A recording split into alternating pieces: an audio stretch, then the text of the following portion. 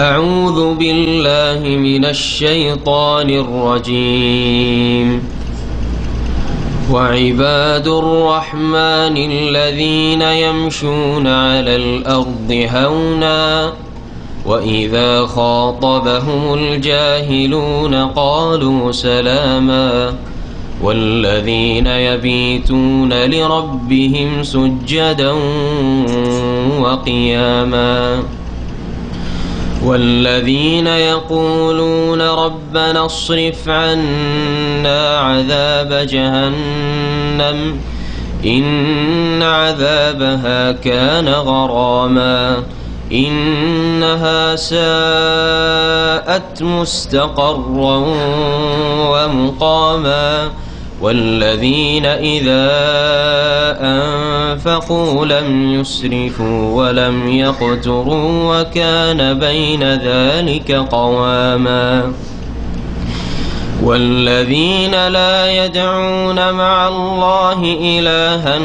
آخر ولا يقتلون النفس التي حرم الله إلا بالحق ولا يقتلون النفس التي حرم الله إلا بالحق ولا يزنون ومن يفعل ذلك يلقى أثاما يضاعف له العذاب يوم القيامة ويخلد فيه مهانا إلا من تاب وآمن وعمل عملا صالحا فأولئك يبدل الله سيئاتهم حسنات وكان الله غفورا رحيما ومن تاب وعمل صالحا فإنه يتوب إلى الله متابا. الله وبركاته.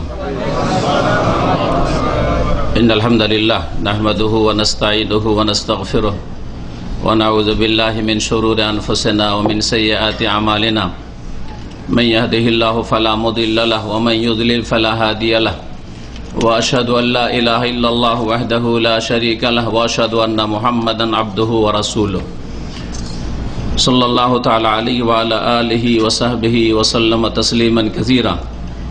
يا أيها الذين آمنوا اتقوا الله حق تقاته ولا تموتن إلا وأنتم مسلمون. يا أيها الناس اتقوا ربكم الذي خلقكم من نفس واحدة وخلق منها زوجها وبث منهما رجالا كثيرا ونساء واتقوا الله الذي تساءلون به والأرحام إن الله كان عليكم رقيبا. يا أيها الذين آمنوا اتقوا الله وقولوا قولا سديدا يصلح لكم أعمالكم ويغفر لكم ذنوبكم ومن يطع الله ورسوله فقد فاز فوزا عظيما. أما بعد فإن خير الحديث كتاب الله وخير الهدي هدي محمد صلى الله عليه وسلم وشر الأمور محدثاتها وكل محدثة بدعة وكل بدعة ضلالة وكل ضلالة في النار. أعوذ بالله من الشيطان الرجيم. قل هذه سبيلي أدعو إلى الله على بصيرة أنا ومن اتبعني وسبحان الله وما أنا من المشركين. وقال رسول الله صلى الله عليه وسلم بلغوا عني ولو آية. সম্মানিত উলামায়ে কিরাম এবং শ্রদ্ধেয় শ্রোতামণ্ডলী, আল্লাহ পাক রব্বুল আলামিনের প্রশংসা এবং নবী করিম সাল্লাল্লাহু আলাইহি সাল্লামের উপর সালাত ও সালাম সুন্নতি খুতবায় যা নবী করিম সাল্লাল্লাহু আলাইহি সাল্লাম পাঠ করতেন প্রত্যেকটি মজলিসে তা পেশ করেছি। শুধু যারা বাংলাভাষী আরবিতে আল্লাহ পাকের হামদ ও সানা প্রশংসা হয় এবং আরবিতে নবী করিম সাল্লাল্লাহু আলাইহি সাল্লামের দরুদ ও সালাম হয়, অনেকে বুঝে না।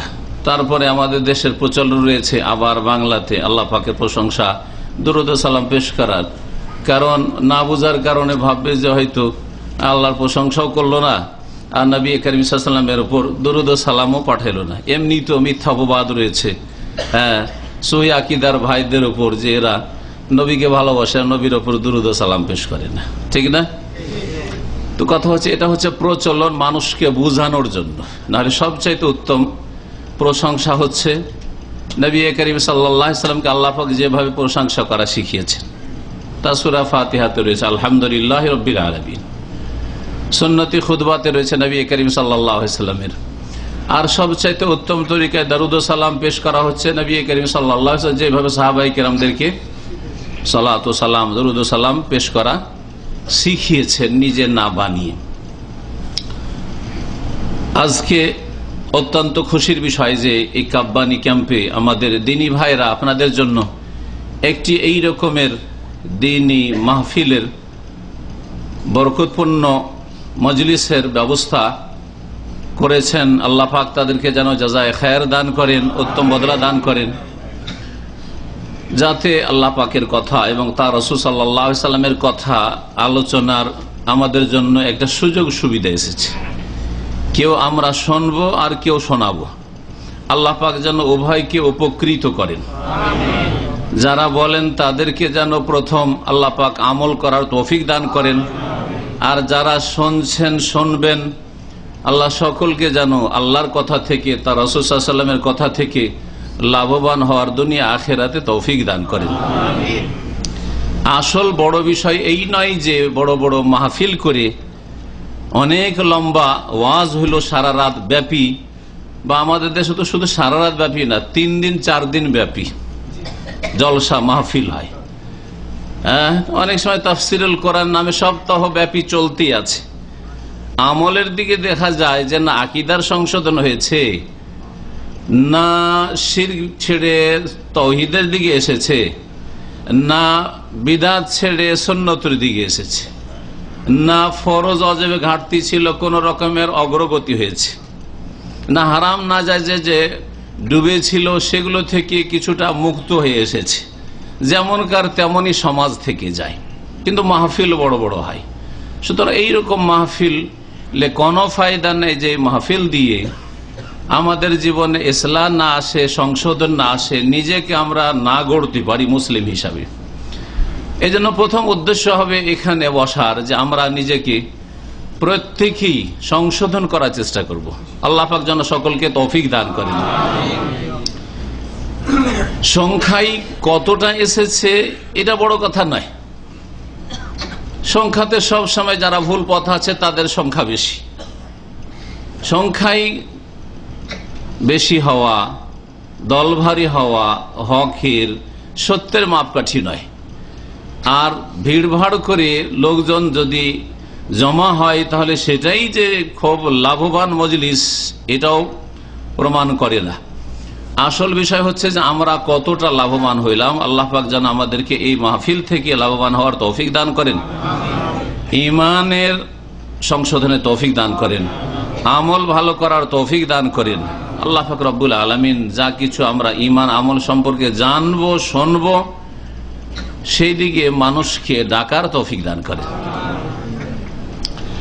মাগরিব থেকে আলোচনা চলছে এখানে। আপনারা যারা শুরু থেকে এসছেন তাদের মোটামুটি পেট ভরিয়ে গেছে, তাই না? না ভরে নাই? আলহামদুলিল্লাহ বলেন। হ্যাঁ, তো যথেষ্ট হয়ে গেছে। ঈমানের কথা, আমলের কথা শুনেছেন।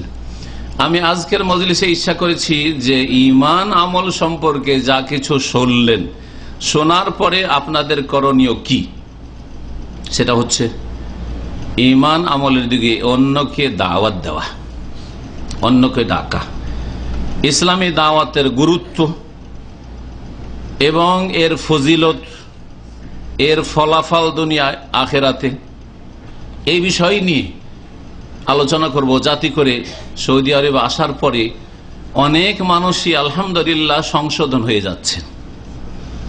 যখন দেখছেন যে রাসূলুল্লাহ সাল্লাল্লাহু আলাইহি সাল্লামের দেশে এখানে ঈমান আমলে এমন কিছু রয়েছে যা আমাদের দেশে নেই, আর আমাদের দেশে এমন কিছু আছে যা এখানে খুঁজে পাওয়া যায় না। দুটোকে যখন তুলনা করে মিলিয়ে আমরা যাচাই বাছাই করে দেখব, নিজের বিবেককে কাজে লাগাবো, তখন নিঃসন্দেহে স্পষ্ট হয়ে উঠবে যে এটা হচ্ছে রাসূলুল্লাহ সাল্লাল্লাহু আলাইহি সাল্লামের দেশ, এটা হচ্ছে হারমাইন শরীফানের দেশ। এখানে মক্কাতুল মুকাররমার হারাম রয়েছে, মদিনা মুনাওয়ারার হারাম রয়েছে, রাসূলুল্লাহ সাল্লাল্লাহু আলাইহি সাল্লামের জন্মভূমি। রাসূলুল্লাহ সাল্লাল্লাহু আলাইহি সাল্লাম এখানে জন্ম নিয়েছেন, এখানে ইন্তেকাল করেছেন, দুনিয়া থেকে বিদায় নিয়েছেন। রাসূলুল্লাহ সাল্লাল্লাহু আলাইহি সাল্লামের প্রতিনিধি সাহাবী যেখানে আপনারা বসে আছেন, এই এলাকা পর্যন্ত নবী সাল্লাল্লাহু আলাইহি সাল্লামের জীবদ্দশায় ইসলামের দাওয়াত নিয়ে এসেছেন এবং এখানে ইসলাম প্রসার হয়েছে।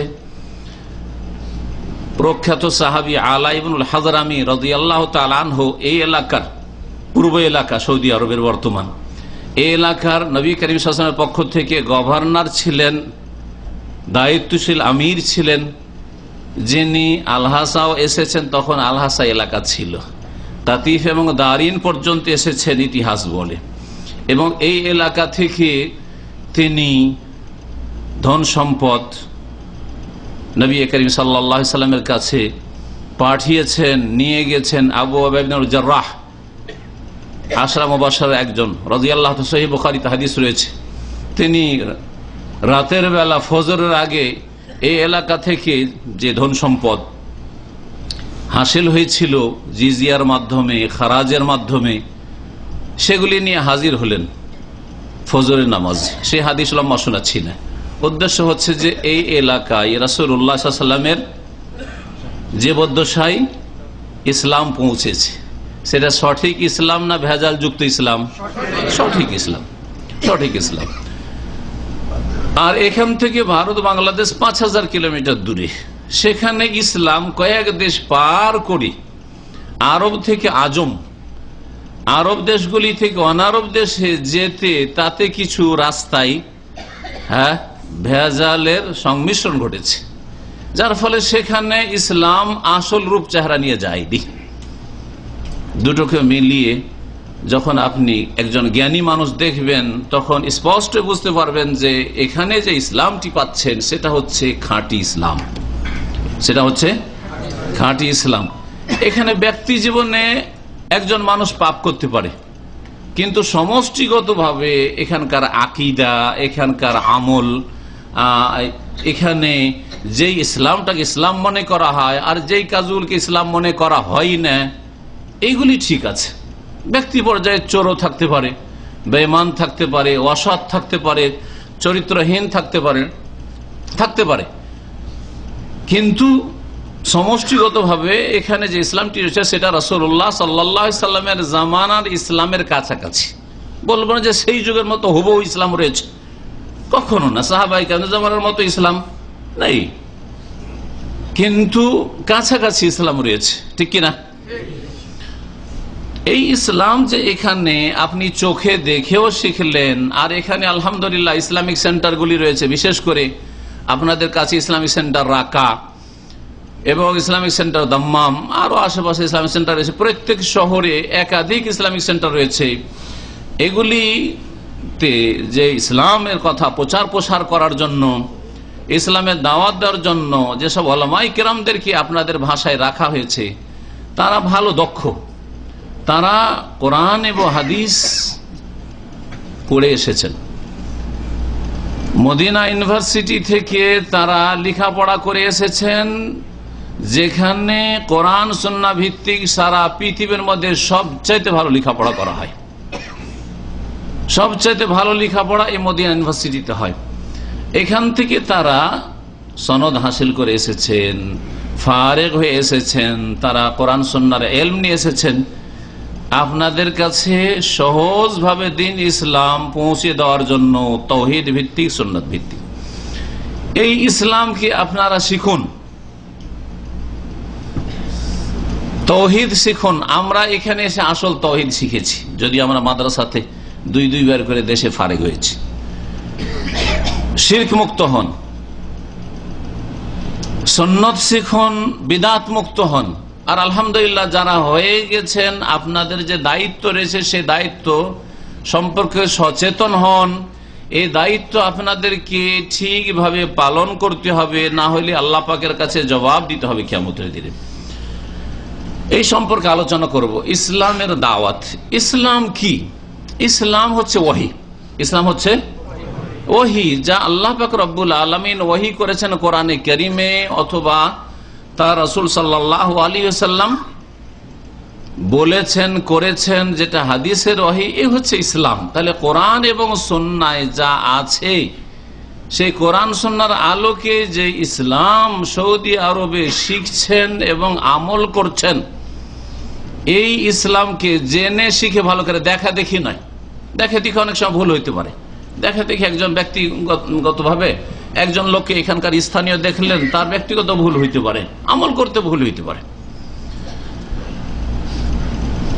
এখান থেকে ইলম শিখার পরে পৌঁছাতে হবে। সূরা আসরে আল্লাহ পাক রব্বুল আলামিন চারটি বিষয় উল্লেখ করেছেন। এই চারটি গুণ যদি কোনো মানুষের মধ্যে থাকে, তাহলে সেই ব্যক্তি হচ্ছে কামিয়াব, সফল কাম। এই চারটি গুণ যদি না থাকে, তো সেই মানুষ হচ্ছে ক্ষতিগ্রস্ত, লাফি খুসর, ক্ষতিগ্রস্ত। আল্লাহ বলেছেন চারটি গুণের প্রথম হচ্ছে ইল্লাল্লাযিনা আমানু, ঈমানদার হইতে হবে। ঈমানের যে দিকগুলি রয়েছে, ইসলামের 5টি স্তম্ভ, ঈমানের 6টি স্তম্ভ, 6, 5, 11টি বিস্তারিতভাবে জেনে আপনাকে শিরক মুক্ত মুমিন হইতে হবে, মুসলিম হইতে হবে। 2 নম্বরে হচ্ছে ওয়ামিলুস সালিহাত, আর তারপরে ভালো কাজগুলি করতে হবে। সালেহুনের বহুবচন সালিহাত, ভালো কাজগুলি করতে হবে। প্রত্যেক ফরজ, ওয়াজিব কাজ, সুন্নাত কাজ, মুস্তাহাব কাজ, ভালো কাজ। আর প্রত্যেক গুনাহ, কাবিরা গুনাহ, সাগীরা গুনাহ, ছোট বড় সমস্ত রকমের ভুল ভ্রান্তি, অন্যায় থেকে বেঁচে থাকা হচ্ছে ভালো কাজ। যেমন নেকির কাজ করা, ফরজ, ওয়াজিব, সুন্নাত, মুস্তাহাব কাজ করা ভালো কাজ সালেহাত, তেমনি গুনাহ থেকে বেঁচে থাকাও কি ভালো কাজ। একজন অশ্লীল কোন ছবি দেখছে আর আপনি দেখেন না, তো আপনি ভালো কাজ করলেন না? আপনি কিছুই দেখেন না, কিন্তু আপনি ভালো কাজ করলেন, ঠিক না? আর একজন অশ্লীল ছবি দেখছে, ঠিক কিনা? একজন লোক কথা বলছে, মিথ্যা বলছে, আর আপনি নীরব, কোনো কথাই বলছেন না, আপনি ভালো কাজ করলেন না? করলেন না, অথচ কোনো কথাই বলেননি আপনি। তাহলে মনে রাখবেন, যেমন আল্লাহ যা আদেশ করেছেন ফরজ, ওয়াজিব, সুন্নাত, মুস্তাহাব, সেগুলি নেকির কাজ সালেহাত, তেমনি গুনার কাজগুলি থেকে বেঁচে থাকা হচ্ছে ভালো কাজ। ওয়ামিলুস সালিহাত, ওয়ামিলুস সালিহাত সম্পর্কে আলোচনা হয়েছে, শেষখানে আমি এসে পৌঁছিলাম। আর আমাদের ভাইয়ের কাছ থেকে শুনলাম যে সালাত সম্পর্কে, নামাজের গুরুত্ব, নামাজ না পড়লে যে শাস্তি, এ সম্পর্কে আলোচনা হচ্ছিল। আর সবচেয়ে ভালো নেক আমল ঈমানের পরে হচ্ছে 5 ওয়াক্ত সালাত, নামাজ। আপনি আপনার ঈমানকে শিরক বিদআত মুক্ত করেন, আমল আপনি ঠিকভাবে করেন, ফরজ ওয়াজিব আদায় করেন, হারাম নাজায়েজ থেকে বেঁচে থাকুন। এই দুটো কথা আল্লাহ উল্লেখ করেছেন, ইল্লাল্লাযিনা আমানু ওয়া আমিলুস সালিহাত। আর তারপরে 3 নম্বরে আল্লাহ বলেছেন ওয়াতাওয়াসাউ বিল হক। এই ওয়াতাওয়াসাউ বিল হক সম্পর্কে আলোচনা করব আজকে। 3 নম্বরের কাজ হচ্ছে, যদি ক্ষতিমুক্ত হইতে হয়, দুনিয়া এবং আখিরাতের লোকসান থেকে বাঁচতে হয়, ক্ষয়ক্ষতি থেকে বাঁচতে হয়, যদি সাফল্য হাসিল করতে হয়, তাহলে ওয়াতাওয়াসাউ বিল হক, 3 নম্বরে সত্য কথা একে অপরকে শিখাবে, উপদেশ দেবে। সত্য কথার একজন অপরজনকে তালিম দেবে, ওসিয়ত করবে, উপদেশ দেবে, সত্যের দিকে আহ্বান করবে। ওয়াতাওয়াসাউ বিল হক, হক কথা কার পক্ষ থেকে আসে? আল্লাহর পক্ষ থেকে। আল্লাহ বলছেন ওয়াকুলিল হাক্কু মির রাব্বিকুম। আল্লাহ পাক কোরআনে কারীমে ইরশাদ করেছেন কি আয়াতে, হে নবী তুমি জানিয়ে দাও যে হক সত্য হচ্ছে কার পক্ষ থেকে? মির রাব্বিকুম, তোমাদের প্রতিপালক রবের পক্ষ থেকে। ফামান শাআ ফালিউমিন, সুতরাং যার ইচ্ছা বিশ্বাস করুক, মানুক। ওমান শাআ ফালিয়াকফুর, আর যার ইচ্ছা না মানুক, অস্বীকার করুক। স্বাধীনভাবে আল্লাহ পাক এই দুনিয়ার খেলনা ঘরে ছেড়ে দিয়েছেন। ওয়াকুলিল হাক্কু মির রাব্বিকুম ফামান শাআ ফালইউমিন ওয়া মান শাআ ফালইয়াকফুর। তো ওয়াতাওয়াসাউ বিল হাক্কি, এটা হচ্ছে 3 নম্বর কাজ। এই 3 নম্বর কাজ সম্পর্কে আলোচনা করব। 4 নম্বরটা আজকে থাকবে, সেটা হচ্ছে ওয়াতাওয়াসাউ বিস সবরি, এবং নিজেও ধৈর্য ধারণ করবে, তার সাথে সাথে অন্যদেরকেও একে অপরকে ধৈর্য ধারণের জন্য উপদেশ দেবে। দিন পালন করতে গিয়ে, নিজের ঈমান ঠিক করতে গিয়ে, নিজের আমল ঠিক করতে গিয়ে, ঈমান আমলের ইসলামের দাওয়াত দিতে গিয়ে, ওহীর কথা, কোরআন সুন্নাহর কথা বলতে গিয়ে কষ্ট আসবে, বালা মুসিবত আসবে, রিস্ক আসবে, ঝুঁকি আসবে, ভয় দেখাবে, ধমক দিবে, গাল দিবে, অনেক কিছুই করবে। আল্লাহ বলছেন ওয়াতাওয়াসাউ বিস সবরি, নিজেও ধৈর্য ধরতে হবে এবং অন্যদেরকেও, সাথী সঙ্গীদেরকে, যারা আপনার ডাকে সাড়া দেবে। আপনি আপনার গ্রামে যাবেন, আপনার এই সহি দাওয়াতে অনেকে সাড়া দেবে, তাদের উপর জুলুম অত্যাচার হতে পারে। যারা শিরক করে তাদের পক্ষ থেকে জুলুম অত্যাচার হবে, কারণ তাওহীদের কথা বলে গায়ের জ্বালা। যখন সুন্নতের কথা বলবেন তো বিদআতপন্থীদের গায়ের জ্বালা হবে, সুতরাং তারা কষ্ট দেবে। বেনামাজিকে নামাজের কথা বললে তার গায়ে জ্বালা ধরবে, যে কোন মুসিবতে পড়লাম রেখে রুমে রেখে, নিজে নামাজ পড়ে আমাদেরকে নামাজের জন্য জাগায়, লাইট জ্বেলে দেয়, কষ্ট দেবে। পাপীদেরকে পাপ মুক্ত হতে বললে তাদের দুনিয়ার স্বার্থে ব্যাঘাত ঘটবে, যার ফলে কষ্ট দেবে। ওয়াতাওয়াসাউ বিস সবরি, নিজেও ধৈর্য ধারণ করবে এবং অন্যকেও ধৈর্য ধারণের জন্য উপদেশ দেবে। 3 নম্বর বিষয়টি নিয়ে আলোচনা শুরু করবো, ওয়াতাওয়াসাউ বিল হাক্কি, হক কথা। আর হক কার পক্ষ থেকে বললাম? আল্লাহর পক্ষ থেকে। তাহলে কোথায় আছে হক? কিসসা কাহিনীর কিতাবে আছে না কোরআন এবং হাদিসে আছে? আল্লাহ এবং রাসূলের কথা আছে। আল্লাহ এবং রাসূলের কথার নাম হচ্ছে ওহী। কি ওহী? ওহী ইলাহি, আল্লাহর ওহী, শয়তানের ওহী না, শয়তানের কুমন্ত্রণ নয়, দলিল বিহীন শয়তানে যা শিখিয়ে দিয়েছে, জিন শয়তান মানুষ শয়তানে যা শিখিয়ে দিয়েছে ধর্ম কর্ম হিসাবে, সেগুলির নাম নাই। ওয়াতাওয়াসাউ বিল হক, হক কথা আপনি এখান থেকে শিখছেন। অনেকে শিখে ফেলেছেন আলহামদুলিল্লাহ। কিছু এমন লোকেরা আছেন দিনী ভাইরা যারা এখানে যথেষ্ট মোটামুটি শিখেছেন, নিজের কাজ চালানোর মতো এবং অন্যদেরকে কিছু পৌঁছানোর মতো। নিজে যদি নাও পৌঁছাতে পারেন তো আপনার চাইতে বড় যারা আলেম রয়েছে, দায়ী রয়েছে, তাদের কথা আপনার কাছে আছে, কিতাবের আকারে হোক, আলোচনা বক্তব্যের আকারে হোক, সেগুলি পৌঁছাতে পারবেন আপনি। এখন দেশে যাবেন, সবাইকে দেশে যেতে হবে। বিদেশে আছেন, এখান থেকে দেশে যেতে হবে। আর অনেকে দেশে চলে যাচ্ছেন, গিয়েছেন, আবার কেউ যাবেন দেশে। আপনার দায়িত্ব হচ্ছে সেখানে আল্লাহ পাকের কথা পৌঁছে দেওয়া। কারণ এমনও আল্লাহর বান্দা আছে আপনার গ্রামে, আপনার দেশে, আপনার এলাকায়, যারা তাওহীদ নামটাই শুনেনি, যারা জানে যে যেগুলি শিরক বিদআত সেগুলি হচ্ছে তাদের আসল ধর্ম। মাজারের খেদমত করাই হচ্ছে আসল ধর্ম, ওলি আউলিয়ার আসল তাজিম, আর মিলাদ করাই হচ্ছে আসল ধর্ম। এই শবে মেরাজে রাত্রে নফল পড়াই হচ্ছে আসল ধর্মকর্ম। শবে বরাত 15 শাবানকে শবে বরাত মনে করে সারা রাত ধরে নফল পড়া, দলে দলে কবর জিয়ারত করাই হচ্ছে আসল ধর্ম। এগুলি মনে করে, এগুলি ওহী না, এগুলি ওহীর কথা নয়। ওহীর কথায় শবে মেরাজ বলে কিছু নেই, আর ওহী কথায় শবে বরাত বলে কিছু নেই। ওহীর কথায় কোরআন এবং হাদিসে শবে কাদার আছে, লাইলাতুল কাদার আছে, ইন্না আনজালনাহু ফি লাইলাতুল কাদরে। সুতরাং এই হক কথা যে জেনে গেছেন, এখান থেকে যাবেন, অনেকে যাচ্ছেন, ওখানে গিয়ে বোবা হয়ে যাবেন না, বোবা সেজে যাবেন না, কারো ভয়ও না, আর কারো সমালোচনা বলে চিন্তা করে না, কে কি বলবে না বলবে সাহস হয় না, হিম্মত হয় না, এরকম করবেন না। আল্লাহ পাক কোরআনে কারীমে ইরশাদ করেছেন নবী মুহাম্মদ সাল্লাল্লাহু আলাইহি ওয়াসাল্লামকে সম্বোধন করে, ফাসদা বিমা তুমার, তোমাকে যা আদেশ করা হয়েছে কোরআনে তা স্পষ্ট ভাষায় বয়ান করো। ফাসদা, খোলাখুলি বয়ান করো, কোনো দ্বিধা নয়, কোনো আগপিছ করা নয়, বলবো কি বলবো না, লোকেরা কি বলবে, লোকে এটা কি হিসাবে নেবে, মানুষে গ্রহণ করবে কি করবে না, আমি সমালোচনার পাত্র হয়ে যাব, মার খেতে হবে, ওই সব কথা নয়। ফাস্তাবে মা তোমার, যার আদিষ্ট হয়েছে তুমি খোলাখুলি বয়ান করো।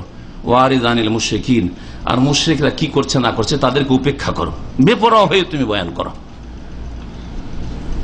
দাওয়াতের ক্ষেত্রে হিকমত অবশ্যই অবলম্বন, একদিনে সবকিছু না। আবার এই আয়াতের মানে এই নয় কিছু পেটে আছে সব একদিনে ঢেলে দিবেন, এটাও নয়। আবার অনেকে মনে করেন যা শিখেছি, আপনি শিখেছেন 5 বছরে, আর গ্রামে গিয়ে মনে করছেন যে একদিনেই সব শিখিয়ে দেবো আর একদিনেই সব মানিয়ে নেবো, এটা ভুল কথা। নবী করিম সাল্লাল্লাহু আলাইহি সাল্লাম দিনকে কমপ্লিট করে দিয়ে গেছেন আল্লাহর পক্ষ থেকে একদিনে, 1 বছরে, হ্যাঁ কত বছরে? 23 বছরে। 23 বছরে, জানেন না? 23 বছরে। মক্কাতে মদ হারাম হয়নি, মক্কাতে হেজাব ফরজ হয়নি, পর্দা ফরজ হয়নি, চেহারা খোলা মহিলারা চলাফেরা করতো। মদিনায় 6ষ্ঠ হিজরিতে, হ্যাঁ সালাত 5 ওয়াক্ত নামাজ মক্কার শেষ জীবনে 10 থেকে 11 বছর পরে নবুয়তের, নবী সাল্লাল্লাহু আলাইহি ওয়াসাল্লামের 40 বছর বয়সে নবী হলেন তিনি, আর সালাত ফরজ হলো প্রায় 50-51 বছর বয়সে, 5 ওয়াক্ত নামাজ ফরজ হলো। যাকাত, সংক্ষেপে যাকাতের কথা এসছে মক্কায়, কিন্তু মদিনায় বিস্তারিত যাকাতের মাসলা মাসাইল, নিসাব, কোন কোন জিনিসে যাকাত আছে, কতটা আছে, এগুলো বয়ান করা হয়েছে।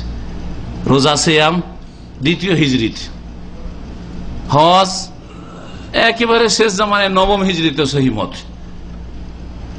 তো দিনের বিধিবিধান রাতারাতি শিখিয়ে দেবেন না, মানুষের মাঝে অজ্ঞতা রয়েছে, সুতরাং ধীরে ধীরে দিন শিখাইতে হবে। এই দাওয়াতের কথা বলতে গিয়ে আমি সূরা ইউসুফের আয়াত নম্বর 108 পাঠ করেছি। দাওয়াত দিতে গিয়ে ব্যক্তি স্বার্থ যেন না থাকে আপনার, এটা হচ্ছে আপনার ইখলাস। তাওহীদের কথা আপনি মানুষকে পৌঁছাচ্ছেন, আর দিনের দাওয়াত দিতে গিয়ে ব্যক্তি স্বার্থ চলে আসে, তো তাওহীদ আর ইখলাস থাকলো কোথায়? ভালো করে আমার কথাটি বুঝবেন।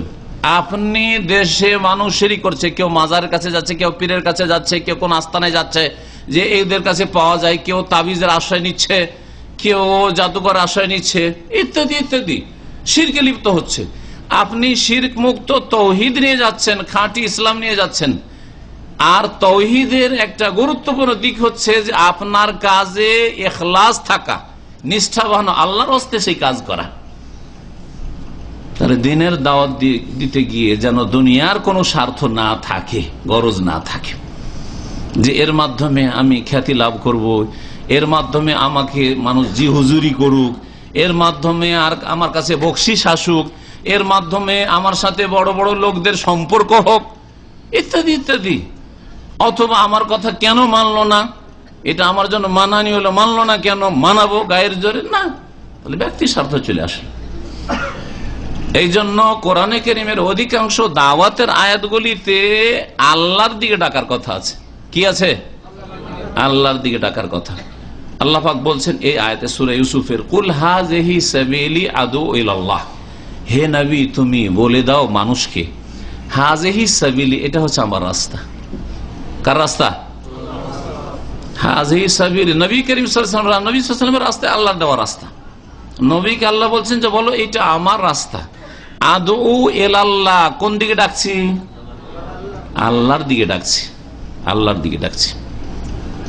ওয়ামান আহসানু কাওলান মিম্মান দা ইলাল্লাহ, ওখানে ইলাল্লাহ বলা হয়েছে। আয়াতের তাফসীর এখন করছেন, শুধু দেখাচ্ছি আল্লাহর দিকে ডাকার কথা বলা হয়েছে। উদ্দেশ্য কি থাকবে? যে আপনি আল্লাহর দিকে মানুষকে ডাকছেন, দুনিয়ার কোনো দিকে না। সুতরাং আপনার মুরব্বীদের দিকে ডাকবেন, আপনার বুজুর্গানের দিনের দিকে ডাকবেন, আপনার কোন প্রতিষ্ঠান আছে সেখানকার মুরব্বীরা যা বলেছে সেটাই ঠিক, এত বড় বড় বুজুর্গানের দিন বলেছেন, আর এরা কোথা থেকে আসলো, এত বড় বুজুর্গানের দিনের ভুল করতে শুরু করলো কেন, এই দুনিয়াদারি কেন আসলো? আল্লাহর দিকে ডাকলে এগুলো আসতো না। আল্লাহর দিকে ডাকলে আল্লাহ পাক ছাড়া যে কোনো মানুষের ভুল হতে পারে। নবী করিম সাল্লাল্লাহু আলাইহি সাল্লাম ভুল মুক্ত, এই জন্য যে তার কাছে ওহী আসে। তার কাছেও যদি ওহী না আসতো তাহলে সংশোধন করার কে ছিল? ঠিক কিনা? তো যার কাছে ওহী আসে না তার ভুল হইতে পারে, যার কাছে ওহী আসে না তার ভুল হইতে পারে। সুতরাং আমার ভুল হইতে পারে, স্বাভাবিক। যেমন আপনার ভুল হইতে পারে, আমার ভুল হইতে পারে। আপনি যেমন ভুলে যান, আমিও ভুলে যাই। নবী মুহাম্মদ সাল্লাল্লাহু আলাইহি ওয়াসাল্লাম বলছেন, আনসা কামা তানসাউন, ইন্নামা আনা বাশার, আমি তোমাদের মতো মানুষ, আমি ওই রকমই ভুলি যেমন তোমরাও ভুলো, তোমরাও মাঝে মাঝে ভুলে যাও, আমি ভুলে যেতে পারি। ফাইজা নাসিতু ফাযাক্কিরুনি, যদি আমি ভুলে যাই তো আমাকে স্মরণ করিয়ে দিও। নামাজে নবী সাল্লাল্লাহু আলাইহি ওয়াসাল্লাম ভুলে গেছেন, বসতে হবে, আত্মায়াতে উঠে গেছেন, হ্যাঁ 2 রাকাত নামাজ পড়ে আত্মায়াতে বসে সালামি ফিরিয়ে দিয়েছেন, হয়েছে না হয়নি? এরকম ভুলেছেন না বলেন নবী করিম সাল্লাল্লাহু আলাইহি ওয়াসাল্লাম? ওই কথাই বলছেন এই হাদিসটি, আমি যদি ভুলে যাই তো আমাকে স্মরণ করুন। আল্লাহর দিকে ডাকবেন, আদউ ইলাল্লাহ। আর না হইলে কোরআনের ভাষায় রয়েছে যে আল্লাহর রাস্তায় ডাকা, উদউ ইলা সাবিলি রাব্বিকা, তুমি ডাকো ইলা সাবিলি রাব্বিকা, তোমার রবের রাস্তার দিকে, আল্লাহর রাস্তার দিকে ডাকবেন। ইখলাস, এই কথাটি মনে রাখবেন যে আপনি দেশে গিয়ে দাওয়াতের কাজ করবেন, ইল্লাহিয়াত থাকে যেন, আল্লাহ সন্তুষ্টি পরকালের মুক্তি উদ্দেশ্য থাকে। যেমন আপনি আপনার ঈমান আমলের মাধ্যমে, নামাজের মাধ্যমে আল্লাহ নৈকট্য লাভ করতে চান, তেমনি মানুষকে দিনের কথা বলে আল্লাহকে রাজি করতে চান, হ্যাঁ পরকালে সম্বল জোগাড় করতে চান, আপনি আল্লাহর সান্নিধ্য লাভ করতে চাইছেন, দুনিয়ার কোনো গরজ যেন না থাকে। আনা আদউ ইলাল্লাহি আলা বাসীরা, আরেকটি কথা আল্লাহ বলেছেন আলা বাসীরা, জ্ঞানের সাথে।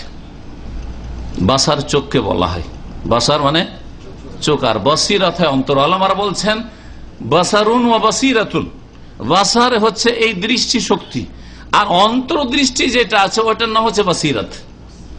অন্তর্দৃষ্টি বুঝেন, যে হৃদয়েরও একটা কি আছে, দৃষ্টি আছে, চোখ আছে, ওটা দিয়ে আপনি ভালো মন্দ দেখেন, ভালোকে ভালো লাগে, মন্দকে মন্দ লাগে, এটা হচ্ছে বসিরাত।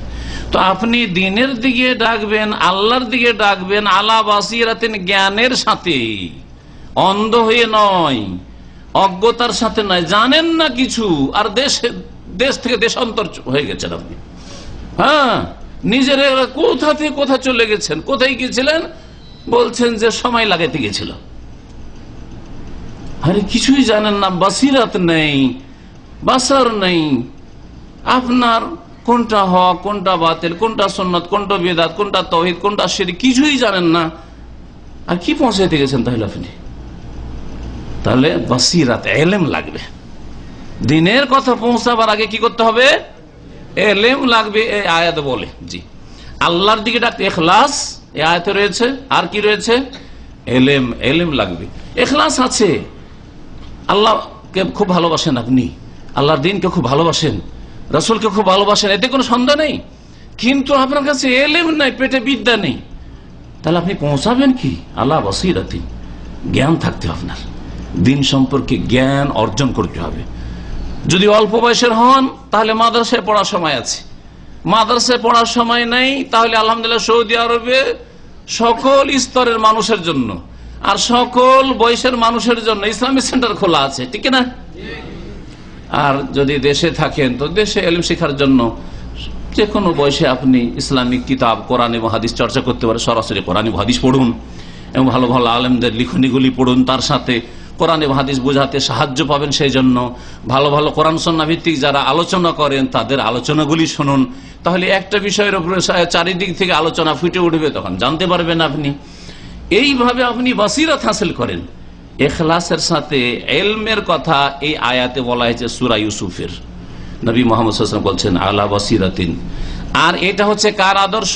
আনা ওয়া মান ইত্তাবানি, আমি মুহাম্মদ সাল্লাল্লাহু আলাইহি ওয়াসাল্লাম বলছি। আল্লাহ পাক নবীকে বলছেন তুমি এই কথা বলো যে আমি মুহাম্মদ সাল্লাল্লাহু আলাইহি ওয়াসাল্লাম বলছি যে আমি আল্লাহর দিকে ডাকি ইখলাসের সাথে, আর বসিরাতের জ্ঞানের সাথে ডাকি, অজ্ঞতার সাথে না। অমায়ান্তিক আনিল হাওয়া, খেয়াল খুশি কথা বলেন না, ওই আসে এলেম হয় তারপরে কথা বলেন। এলেম নাই, জানি না, এলেম নাই ভাই এই ব্যাপারে আমি জানি না, আমার চাইতে বড় আলেমের কাছে আপনি জিজ্ঞেস করে নেন, আর না হলে আপনাকে নম্বর দিচ্ছি যোগাযোগ করেন, আর না হলে আমি তার কাছ থেকে জিজ্ঞেস করে বলছি। না, আমার এটি আদর্শ, অমানিত তাবানে, যারা আমার অনসারী, রাসূল সাল্লাল্লাহু আলাইহি ওয়াসাল্লাম বলছেন যারা আমার অনসারী তাদেরও এটা তরিকা হবে। তাহলে আমরা কার অনুসারী? রাসূলুল্লাহ সাল্লাল্লাহু আলাইহি ওয়াসাল্লামের অনুসারী। যখন আমরা আমাদের প্রিয় নবী সাল্লাল্লাহু আলাইহি ওয়াসাল্লামের অনুসারী, তাহলে আমাদের তরিকা কি হবে? ইখলাস, ইলম এর ভিত্তিতে আমরা দিনের কথা যা কিছু শিখেছি ততটা পৌঁছাবো। যা জানা নেই সেই ক্ষেত্রে বলবো যে আমাদের চাইতে বড়রা আছে, তাদের কাছ থেকে জেনে নেন। এই দিনের কাজ, এই আয়াত আরো প্রমাণ করে যে দিনের দাওয়াত দেওয়া সর্বপ্রথম কাদের পেশা? এটা প্রথম আমাদের পেশা না আমাদের আগেও কারো পেশা ছিল? কার পেশা? দেখেন, ডাক্তারি করা, শরীরের চিকিৎসা করা ডাক্তারদের পেশা, হ্যাঁ, বিল্ডিং তৈরি করা ইঞ্জিনিয়ারদের পেশা, ঠিক কিনা? এইরকম এক এক কাজের জন্য এক এক শ্রেণীর লোকেরা আছে। ইসলামের দাওয়াত দেওয়ার জন্য, ইসলাম প্রচার করার জন্য কাদেরকে আল্লাহ পাক পাঠিয়েছেন? আম্বিয়া এবং রসুলগণকে পাঠিয়েছেন। তো বলছিলাম যে নবী রসুলগণের পেশা হচ্ছে কি? দাওয়া ইলাল্লাহ, দিনের দাওয়াত দেওয়া। দিনের দাওয়াত দেওয়া হচ্ছে ভালো কাজের উপদেশ দেওয়া আর অন্যায় কাজে, অন্যায় কথায় বাধা দেওয়া। ভালো করে শুনে রাখেন। এই জন্য কোরআনের ভাষায় দিনের দাওয়াতকে কয়েকটা শব্দে বা কয়েকটা বাক্য দিয়ে কি করা হয়েছে? ব্যক্ত করা হয়েছে, প্রকাশ করা হয়েছে। একটি হচ্ছে দাওয়া ইলাল্লাহ, আল্লাহর দিকে ডাকা বা আল্লাহ রাস্তার দিকে ডাকা, দিনের দাওয়াত, ইসলামী দাওয়াত। আর একটা হচ্ছে আল আমরে বিল মারুফ ওয়ান নাহি আনিল মুনকার, ভালো কাজের উপদেশ দেওয়া আর অন্যায় কাজে বাধা দেওয়া। আর একটা শব্দ হচ্ছে কোরআনের ভাষায় ইসলাহ করা, সংশোধন করা, মানুষের সংস্কার করা, যেখানে বিগড়ে গেছে ঠিক করা। বিল্ডিং এ কোন জায়গায় বিগড়ে গেছে, খারাপ হয়ে গেছে, এটা ঠিকঠাক করা বিল্ডিং লাইনের লোকদের কাজ, ঠিক না? ঠিক তেমনি যারা দিনের খাদেম, আর সবচেয়ে বড় দিনের খাদেম হচ্ছে নবী রাসূলগণ, তাদের কাজ হচ্ছে যে মানব জাতির মধ্যে যে আকীদা, আমল, ঈমান, আখলাকে বিগড়ে গেছে সেগুলি সংশোধন করা, সেগুলো ঠিক করা, রিপেয়ারিং করা, সেগুলির মেরামত করা। মানব জাতির মধ্যে সবচেয়ে শ্রেষ্ঠ মানুষ কারা? নবী রাসূলগণ। তাহলে সবচেয়ে শ্রেষ্ঠ মানুষ হচ্ছেন নবী রাসূলগণ। আদম আলাইহিস সালাম, নূহ আলাইহিস সালাম, ইব্রাহিম আলাইহিস সালাম থেকে শুরু করে শেষ নবী মুহাম্মদ রাসূলুল্লাহ সাল্লাল্লাহু আলাইহি ওয়াসাল্লাম পর্যন্ত যত নবী রাসূলগণ এসেছেন তারা হচ্ছেন সবচাইতে শ্রেষ্ঠ মানুষ। আর শ্রেষ্ঠ মানুষদের কাজ সবচেয়ে শ্রেষ্ঠ, শ্রেষ্ঠ মানুষদের কাজ সবচেয়ে ভালো কাজ, সবচেয়ে শ্রেষ্ঠ কাজ, তা হচ্ছে দিনের দাওয়াত দেওয়া, ভালো কাজের জন্য মানুষকে উৎসাহিত করা, নিজে ভালো কাজটা করে, আর অন্যায় কাজ থেকে নিজে বেঁচে থেকে অন্যায় কাজ থেকে মানুষকে বারণ করা, নিষেধ করা। ভালো মানুষ, সবচেয়ে ভালো মানুষদের কাজ হচ্ছে, পেশা হচ্ছে সবচেয়ে ভালো পেশা। ভালো করে শুনে রাখেন, সবচেয়ে ভালো মানুষদের পেশা হচ্ছে, সবচাইতে ভালো মানুষদের পেশা হচ্ছে সবচেয়ে ভালো, সেটা হচ্ছে আল্লাহর দিনের দাওয়াত দেওয়া। এই জন্য আল্লাহ রাব্বুল আলামিন সূরা ফুসসিলাত হামিম সাজদার আয়াত নম্বর 33 ইরশাদ করেছেন, ওমান আহসানু কাওলান মিম্মান দা ইলাল্লাহ, ওদের চাইতে ভালো কথা আর কার হইতে পারে? মানে সবচেয়ে ভালো কথা কার? এই কথা বলছেন, সবচেয়ে ভালো কথা কার? আল্লাহ বলছেন দা ইলাল্লাহ, যারা আল্লাহর দিকে ডাকে, যারা আল্লাহর দিকে ডাকে, কোরআনে কারীমের দিকে ডাকে, রাসূলের হাদিসের দিকে ডাকে, মানুষকে শিরক ছেড়ে তাওহীদের দিকে, আল্লাহর একত্বের দিকে ডাকে, বিদআত ছেড়ে দিয়ে, কুসংস্কার ছেড়ে দিয়ে নবীর সুন্নাত আদর্শের তরিকার দিকে ডাকে, এদের চাইতে যারা অসৎ কাজ ছেড়ে দিয়ে সৎ কাজের দিকে ডাকে, চরিত্রহীনতা থেকে চরিত্র গঠনের দিকে ডাকে, ওদের চাইতে ভালো কথা আর পৃথিবীতে কারো হতে পারে না। ওমান আহসানু কাওলাম মিম্মান দা ইলাল্লাহ, তাহলে সবচাইতে ভালো মানুষ যারা, তাদের কাজও হচ্ছে সবচাইতে ভালো। এই কথাও প্রমাণ করি এই আয়াত, ওমান আহসানু কাওলাম মিম্মান দা ইলাল্লাহ। এই কাজ শুরু করেছেন আম্বিয়া রাসূলগণ। নবী রাসূলগণের সিলসিলা শেষ হয়েছে কোন নবীর মাধ্যমে? শেষ নবী খাতামুন নবীন সৈয়দুল মুরসালিন মুহাম্মদুর রাসূলুল্লাহ সাল্লাল্লাহু আলাইহি ওয়াসাল্লামের মাধ্যমে। তারপরে কোন নবী আসবে? হ্যাঁ, কোন নবী আসবে না। কেউ যদি নবুয়তের দাবি করে যে আমি নবী হয়েছি, তাহলে সে হচ্ছে দাজ্জাল মিথ্যুক। হ্যাঁ, দাজ্জাল মালাউন, অভিশপ্ত সে। আল্লাহ পাক সূরা আহজাব বলে দিয়েছেন খাতামুন নবীন হচ্ছেন মুহাম্মদ সাল্লাল্লাহু আলাইহি ওয়াসাল্লাম। তো আম্বিয়া রসুলগণের পরে এই কাজ চলতে থাকবে না বন্ধ হয়ে যাবে? জি, মনে রাখবেন, দিনের দাওয়াত যদি বন্ধ হয়ে যায় তো ইসলাম উঠে যাবে। এটি ভালো কথা মনে রাখেন, গুরুত্বপূর্ণ কথা মনে রাখেন। যেই দেশে যত বেশি ইসলামের দাওয়াতের কাজ হচ্ছে সেই দেশে ইসলামের অবস্থা তত ভালো। আর যেই দেশে ইসলামের দাওয়াতকে যত ঠান্ডা করে দেওয়া হয়েছে, মেরে দেওয়া হয়েছে, সেই দেশে মুসলিমদের ইসলামের অবস্থা আরো দুর্গত।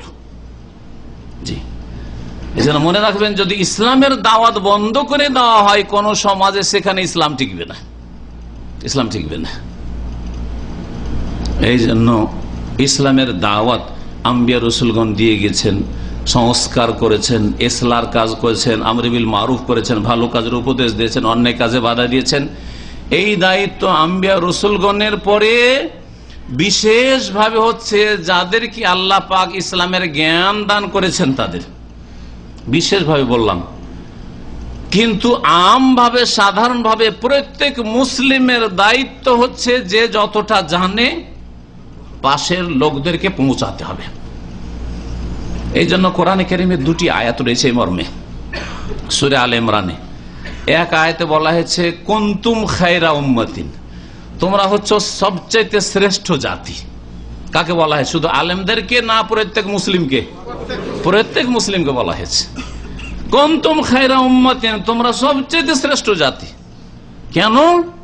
কেন শ্রেষ্ঠ? হ্যাঁ, আমাদের চামড়া সাদা সেই জন্য? না আমরা এশিয়ান সেই জন্য? হ্যাঁ, না আরবরা আরবি বলে সেই জন্য? না, না ভাষার ভিত্তিতে, না রঙের ভিত্তিতে, কোনো কিছুর ভিত্তিতে না। কিসের ভিত্তিতে? আল্লাহ বলছেন নিজেই, তা'মুরুনা বিল মারুফ ওয়া তানহাউনা আনিল মুনকার ওয়া তু'মিনুনা বিল্লাহ। এই তিনটি গুণ, তিনটি বৈশিষ্ট্য যদি থাকে তাহলে তোমরা হে মুসলিম সবচেয়ে শ্রেষ্ঠ জাতি। ভালো কাজের উপদেশ দেবে, ওয়া তানহাউনা আনিল মুনকারে, অন্যায় কাজে বাধা দেবে, এবং আল্লাহর প্রতি ঈমান ঠিক রাখবে। এই তিনটি বৈশিষ্ট্য। আল্লাহর প্রতি ঈমানদার, ঈমান অতক্ষণ পর্যন্ত সম্পূর্ণ হবে না যতক্ষণ পর্যন্ত আমল না আছে। আমলবিহীন ঈমান হয় না। শুধু জাতিতে মুসলিম আর আপনার পাঁচ ওয়াক্ত নামাজ নেই, যাকাত নেই, রোজা নেই, হজ ফরজে আছে হজ নেই, হারাম থেকে বেঁচে থাকা নেই, ওয়াজিব সুন্নত কাজ নেই, এভাবে হয় না। ঈমানের দাবি হচ্ছে আমল। এই জন্য অধিকাংশ আয়াতগুলিতে কোরআনে কারীমের ঈমানের সাথে ভালো আমলের কথা উল্লেখ করা হয়েছে। কুনতুম খায়রা উম্মাহ, প্রত্যেকের দায়িত্ব হচ্ছে ইসলামের কথা পৌঁছাইতে হবে। আমাদের মুসলিম সমাজের অধিকাংশ লোকেরা মনে করে যে ইসলামের কথা বলা শুধু হুজুরদের কাজ। আমাদের দেশের লোকেরা বলে হুজুরদের কাজ, হ্যাঁ, আর আরবদের যারা অশিক্ষিত তারা মনে করে যে এগুলো শেখদের কাজ শুধু। হ্যাঁ, না, আল্লাহ বলছেন কুনতুম খায়রা উম্মাহ, হে মুসলিম, সাধারণ আর বিশিষ্ট ব্যক্তি সকলেই তোমরা শ্রেষ্ঠ জাতি অতদিন পর্যন্ত থাকবে যতদিন পর্যন্ত ভালো কাজের আদেশ দেবে, অন্যায় কাজে বাধা দেবে, আল্লাহর প্রতি ঈমান ঠিক রাখবে। এই তিনটি গুণ যদি না থাকে তাহলে তোমাদের দশা ওই রকমই হবে যেমন বনি ইসরাইল ইহুদিদের দশা হয়েছে।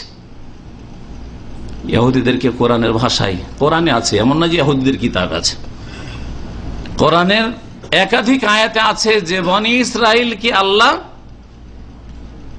ফাদ্দালনাহুম আলাল আলামিন, ওদেরকে বিশ্বজাহানের ওপর ফজিলত দান করেছিলাম, শ্রেষ্ঠত্ব দান করে সম্মানিত করেছিলাম। শেষ উম্মত আসার আগে সবচেয়ে সম্মানিত জাতি ছিল বনি ইসরাইলরা। কিন্তু যখন আল্লাহর দিন থেকে তারা সরে গেল, তাদের দায়িত্ব ঠিকভাবে পালন করলো না, অন্যায় কাজ দেখতো, বাধা দিল না, ভালো কাজ হইতে হবে, ভালো কাজের জন্য মানুষকে উৎসাহিত করলো না, নির্দেশ দিল না, আল্লাহর লানত পড়লো তাদের উপর, গজব আসলো, আল্লাহ পাকের আযাব নেমে আসলো এবং আল্লাহ তাদেরকে লাঞ্ছিত, অপদস্থ করে দিলেন। দরিবাত আলাইহিমুয যিল্লাতু আইনামা সুকিফু, আল্লাহ বলছেন এই ইহুদিদের সম্পর্কে, যেখানেই থাক না কেন তাদের উপর লাঞ্ছনা চাপিয়ে দেওয়া হয়েছে। আল্লাহ বলছেন যেই জাতিকে আল্লাহ বলছেন সবচেয়ে শ্রেষ্ঠ করেছিলাম, সেই জাতির উপর লাঞ্ছনা আল্লাহ চাপিয়ে দিয়েছেন। কি জন্য? তাদের এই দায়িত্ব পালন করেন সেই জন্য।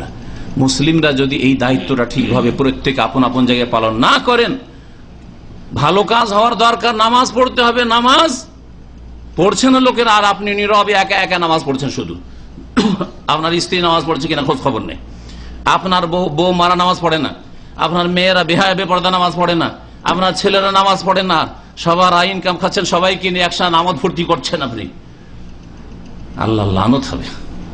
জি হ্যাঁ, আল্লাহ লাঞ্ছিত অবদস্ত করে দেবেন, শ্রেষ্ঠত্ব আর থাকবে না।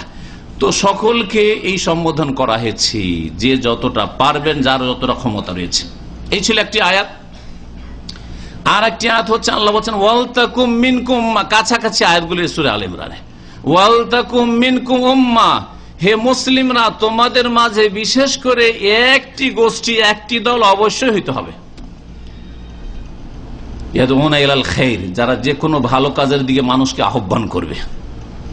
ইসলামের দিকে দাওয়াত দেওয়াকে এখানে দাওয়া ইলাল খাইর বলা হয়েছে, ইয়াদউনা ইলাল খাইর। তাহলে ইসলাম হচ্ছে ভালো, আর ভালো ইসলাম ভালো। আল্লাহ বলছেন ইয়াদউনা ইলাল খাইর, আল্লাহর রাস্তা হচ্ছে ভালো, আল্লাহর দিকে ডাকা হচ্ছে সবচেয়ে ভালো কাজ। ইয়াদউনা ইলাল খাইর ওয়া ইয়ামুরুনা বিল মারুফ, আর ভালো কাজের উপদেশ দেবে, ওয়া ইয়ানহাউনা আনিল মুনকার, অন্যায় কাজে বাধা দিবে, ওয়া উলাইকা হুমুল মুফলিহুন, তারাই হচ্ছে সফল কাম, তারাই হচ্ছে সফল কাম। তাহলে এখানে বোঝা গেল যে মুসলিম জাতির মধ্যে দুটি দল রয়েছে, একটা হচ্ছে জনসাধারণ, জনগণ, তাদেরও দায়িত্ব রয়েছে যে যতটা পারেন আপনার পাশের লোকদের কাছে সঠিক ইসলামটা পৌঁছাইতে হবে। আর একটা দল হচ্ছে ওলামায়ে কেরাম, যারা মাদ্রাসা পড়েছেন অথবা মাদ্রাসা না পড়লেও যে কোনো ভাবে ইসলাম সম্পর্কে যথেষ্ট জ্ঞান অর্জন করেছেন, সৌদি আরবে দীর্ঘদিন থেকে ইসলামিক সেন্টারগুলি থেকে জ্ঞান অর্জন করেছেন, বিশেষভাবে আপনার দায়িত্ব ওয়ালতাকুম মিনকুম উম্মাহ, তোমাদের মধ্যে একটা গোষ্ঠী অবশ্যই এরকম হইতে হবে যারা দেশে গিয়ে ইয়াদউনা ইলাল খাইর, ভালো কাজের দিকে মানুষকে ডাকবে। আর এমন নয় যে ভালো কাজের নামে সন্ত্রাস ঘটাবে, হ্যাঁ, খুন করবে, মুসলিমকে খুন করাকে, মুসলিম খুন করাকে জিহাদ মনে করবে না, এটা কোনো ভালো মুসলিম করতে পারে না। এরা মুসলিমদের প্রতিনিধি নয়, এদেরকে দিয়ে ইসলামকে যাচাই বাছাই করলে হবে না, এটা হচ্ছে ইহুদিদের চক্রান্ত, এটা ইসলামের দুশমনদের চক্রান্ত। আল্লাহ পাক রব্বুল আলামিন তাহলে এই দায়িত্ব আমাদের প্রত্যেককে দিয়েছেন। বলছিলাম যারা দ্বীনের দাওয়াতের কাজ করে তাদের বড় ফজিলত রয়েছে। আলী রাদিয়াল্লাহু তাআলা আনহু কে নবী করিম সাল্লাল্লাহু আলাইহি সাল্লাম খায়বারের যুদ্ধের সময় পতাকা দিয়েছিলেন, দায়িত্বশীল বানিয়েছিলেন খায়বার বিজয়ের জন্য, আর বলেছিলেন যে দেখো যে করার আগে তাদেরকে ইসলামের দাওয়াত দেবে। লম্বা হাদিস রয়েছে, তার শেষটুকু বলছি। নবী করিম সাল্লাল্লাহু আলাইহি সাল্লাম বলছেন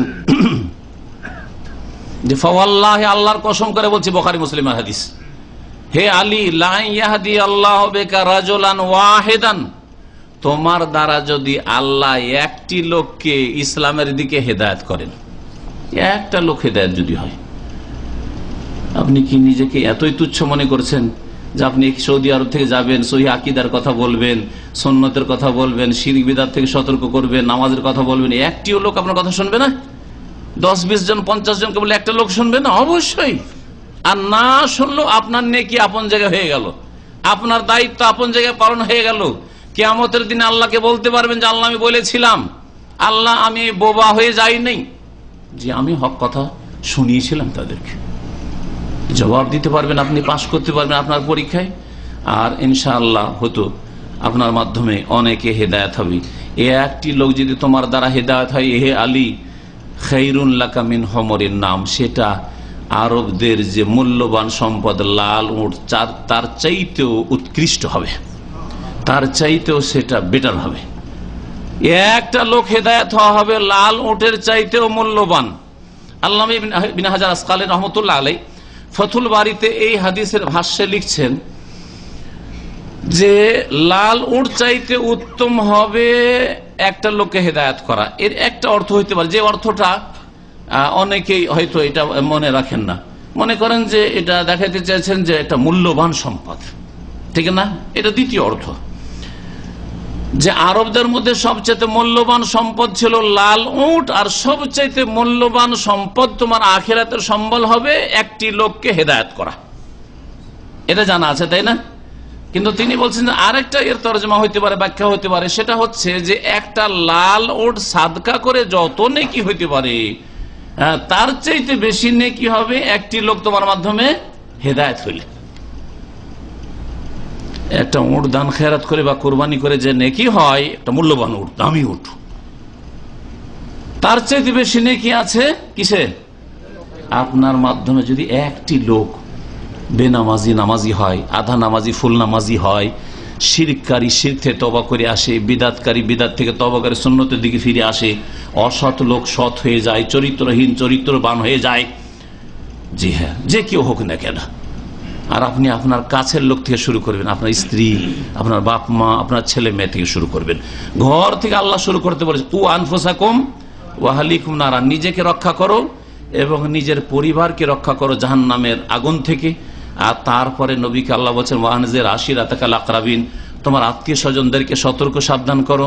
তারপরে বলেছেন মক্কাবাসীকে খোলাখুলি বলো ফাস্তাবিমা তোমার। এইভাবে ধীরে ধীরে আল্লাহ পাক রব্বুল আলামিন নবী মুহাম্মদ সাল্লাল্লাহু আলাইহি ওয়াসাল্লাম বলেছেন যে দূরে দাওয়াত নিয়ে যাও। আর একটা ফজিলতের কথা বলি, যদি মানুষকে আপনি নেকি রাস্তার দিকে ডাকেন, ইসলামের দিকে ডাকেন, তো এতে যে কত আপনার নেকির ব্যালেন্স বাড়ছে আপনি কল্পনা করতে পারবেন না। আবু হুরায়রা রাদিয়াল্লাহু তাআলা আনহু থেকে বর্ণিত সহিহ মুসলিম হাদিস রয়েছে, নবী করিম সাল্লাল্লাহু আলাইহি ওয়াসাল্লাম বলেন মান দাআ ইলা হুদান কানা লাহু মিনাল আজরি মিসলা উজুরে মান তাবিআহু, যেই ব্যক্তি হেদায়েতের দিকে মানুষকে ডাকবে, ভালো কথা কাজের দিকে ডাকবে, তার নেকি হবে ওই সব লোকদের সমান নেকি যারা তার কথা শুনে আমল করবে। কি বুঝলেন? আপনার কথা শুনে একজন নামাজি হইল, নামাজি হয়ে সেই ব্যক্তি 50 বছর বাঁচল আর নামাজ পড়ল, সে 50 বছরে যতটা নেকি পাবে নামাজ পড়ে, আপনি ওর সমান নেকি পাবেন আলাদাভাবে। কি জন্য পাবেন? যে আপনার মাধ্যমে সে নামাজি হয়েছে, হেদায়েত হয়েছে। এতে কি সীমিত থাকে? ওই যেই ব্যক্তি আপনার মাধ্যমে নামাজি হয়েছে তার ছেলে মেয়েরা তার মাধ্যমে নামাজি হয়েছে, হ্যাঁ, 2-4-10টা তার স্ত্রী তার ছেলে মেয়ে ঠিক হয়েছে, হচ্ছে না? হচ্ছে না? এখানে আপনার মাধ্যমে একটা লোক হেদায়েত হইল, হেদায়েত হওয়ার পরে গ্রামে গেল, দেশে গেল, আপনার তার স্ত্রী ঠিক হইলো, তার ছেলে মেয়ে ঠিক হলো, তার বাপ মা ঠিক হলো, তার ভাই বোন ঠিক হইলো, হচ্ছে না? হচ্ছে না? আচ্ছা, যারা ঠিক হলো তাদের প্রত্যেকের মাধ্যমে যদি 10 জন করে হয়, শাখা প্রশাখা বাড়তে আছে বাড়তে আছে বাড়তে আছে, আর ওই প্রথম ব্যক্তির খাতায় নেকি আসতে আছে কিয়ামত পর্যন্ত, কিয়ামত পর্যন্ত। কারণ এই সিলসিলা কি বন্ধ হয়ে যাবে নাকি? যে আপনার মাধ্যমে হেদায়েত হয়েছিল তার মাধ্যমে যারা হেদায়েত হয়েছে ওটা কি স্টপ হবে না চলতেই থাকবে? চলতেই থাকবে। এত আপনার লাভ রয়েছে। তাহলে আপনি দুনিয়া থেকে চলে যাওয়ার পরে যদি নেকির রাস্তা খোলা রাখতে চান তাহলে এই রাস্তায় মেহনত করেন, আল্লাহর রাস্তায় দিনের কথা দেশে গিয়ে পৌঁছাবেন। এগুলো তো লাভের দিক ছিল। লাভ আর ক্ষতি দুটো পাশাপাশি রাখলে মানুষ কোনটাকে প্রাধান্য দেয়? লাভটাকে প্রাধান্য দেয়। কেমন বুঝলেন? হ্যাঁ, দোকান খুলেছেন আপনি, দোকানে লাভ হয় না কিন্তু আসল পুঁজি বাকি আছে, লাভ হয় না কিন্তু আসল পুঁজি বাকি আছে। আর আরেকজন দোকান খুলেছে, আসল পুঁজি বসে গেছে, কে বেশি ক্ষতিগ্রস্ত? হ্যাঁ, যার আসল পুঁজি বসে গেছে, ঠিক না? আমার আলহামদুলিল্লাহ লাভ না হলে লস নেই, বলেন না? বলেন না? অনেকে আমার বিদেশ সৌদি আরব আসলেন, আসার পরে 5 লাখ টাকা খরচ করে 5 লাখ টাকা নিয়ে চলে গেছেন, আপনি লস নেই তেমন, তাই না? তার মাঝখানে হজ করেছেন, উমরা করে নিয়েছেন, লস আছে কি? তেমন কোন লস নাই, ঠিক না? কিন্তু আর একজন লোক 5 লাখ টাকা খরচ করে এসছে, আসার পরে 1 পয়সা নিয়ে যেতে পারেনি, ক্ষতিগ্রস্ত কিনা? হ্যাঁ হ্যাঁ। তাহলে দেখতে হবে যে এই ক্ষেত্রে, দাওয়াতের ক্ষেত্রে যদি মানুষকে ভালো কাজের দিকে দাওয়াত দেন, ইসলামের দিকে দাওয়াত দেন তো লাভ আছে, এটা ভালো জিনিস। কিন্তু আর একটা দিক ক্ষতি, বড় ক্ষতি আছে যদি ইসলামের দিকে দাওয়াত না দেন। আপনি ধ্বংস হবেন, আপনার পরিবার ধ্বংস হবে, আপনার ধন সম্পদ ধ্বংস হবে, আপনার বাড়ি ধ্বংস হবে, আপনার দেশ সমাজ ধ্বংস হবে, আপনার গ্রাম ধ্বংস হবে, আপনার দেশের উপর আযাব আসবে, আল্লাহর জমিনে আযাব আসবে। আজকে ইসলামের দাওয়াতে ত্রুটি থাকার কারণে, অভাব থাকার কারণে আল্লাহর গজব আসছে। এই মর্মে একটি আয়াত শোনাই, সময় কিন্তু আমার শেষ হয়ে গেছে, আমি এক্ষুনি শেষ করবো ইনশাআল্লাহ। সূরা হুদের আয়াত নম্বর 117-তে আল্লাহ পাক ইরশাদ করছেন, ওয়ামা কানা রাব্বুকা লিইহলিকাল কুরা বিযুলমিন ওয়া আহলুহা মুসলিহুন। হে নবী মুহাম্মদ সাল্লাল্লাহু আলাইহি সাল্লাম, তোমার প্রতিপালক কোন দেশকে, আল কোরা, কোন জনপদকে, কোন গ্রামকে, কোন সমাজকে, কোন দেশকে ধ্বংস করবেন না পাপের কারণে, যদি সেখানকার লোকেরা ওয়া আহলুহা মুসলিহুন ইসলার কাজ করে, সংশোধনের কাজ করতে থাকে। আর ইসলার কাজই হচ্ছে দ্বীনের দাওয়াতের কাজ, ইসলাম প্রচারের কাজ। ইসলার কাজই হচ্ছে মানুষকে ভালো কাজের উপদেশ দেওয়ার কাজ, অন্যায় কাজে বাধা দেওয়ার কাজ। তাহলে ওই দেশে আযাব আসবে না যেই দেশে কি কাজ হইতে থাকে, ইসলাম সংশোধনের কাজ হইতে থাকে। তাহলে যেই দেশে, যেই সমাজে ইসলাম প্রচার প্রসারের কাজ হচ্ছে, যেই দেশে ইসলামিক সেন্টার খোলা হচ্ছে মানুষকে হেদায়েত করার জন্য, যেই দেশে ইকরা গবেষণাগার খোলা হচ্ছে, এই পরিকল্পনা নেওয়া হচ্ছে, আল্লাহ পাক যেন বাস্তবায়নের তৌফিক দান করেন এবং আমাদের জন্য ইখলাস দান করেন, ইলম দান করেন, এবং আল্লাহ পাক রব্বুল আলামিন যেন আমাদের মেহনত পরিশ্রমের তৌফিক দান করেন, জান মাল সময় চিন্তা বুদ্ধি সবকিছুর যেন আল্লাহ পাক কুরবানি করার তৌফিক দান করেন দ্বীন ইসলামের খেদমতে। এই যে উদ্যোগ নেওয়া হয়েছে, এইরকম যদি সৎ নিয়ত থাকে যে আমরা দেশে গিয়ে প্রত্যেক এলাকাতে একটা পাঠাগার করব বা ইসলামী সেন্টার করব, বিভিন্ন আলোচনাগুলি প্রচার করব, ইসলামিক কিতাবগুলি, খাঁটি কোরআন এবং হাদিস সম্বলিত কিতাবগুলি প্রচার করব ইত্যাদি দাওয়াতের কাজ করব, তাহলে সেই দেশে আল্লাহর গজব আসবে না? আসবে না? আসবে না। ওয়ামা কানা রাব্বুকা লিইহলিকাল কুরা বিযুলমিন, হে নবী তোমার রব কখনো কোন দেশকে ধ্বংস করবেন না, কোন গ্রামকে, কোন এলাকাকে ধ্বংস করবেন না তাদের পাপের কারণে। পাপ হচ্ছে সব জায়গায়, পাপ হচ্ছে, কোথাও কম কোথাও বেশি, কোথাও খোলাখুলি পাপ হচ্ছে, কোথাও লুকিয়ে লুকিয়ে পাপ হচ্ছে, পাপ হচ্ছে। আল্লাহ ধ্বংস করবে, আল্লাহর গজব নামবে না। ওয়া আহলুহা মুসলিহুন, যদি সেখানকার লোকেরা সংস্কারের কাজ করে, ইসলার কাজ করে, মানুষের সংশোধন করে, মানুষকে গড়ার চেষ্টা করে, মুসলিম গড়ার চেষ্টা করে, সহি আকীদার মুসলিম গড়ার চেষ্টা করে, নামাজি মুসলিম গড়ার চেষ্টা করে, চরিত্রবান মুসলিম গড়ার চেষ্টা করে, মানুষের মতো মানুষ তৈরি করার চেষ্টা করে, সেই দেশে আল্লাহ পাকের গজব নামবে না। ইসলামের দাওয়াত দেওয়ার ক্ষেত্রে একটি আয়াত দিয়ে শেষ করব।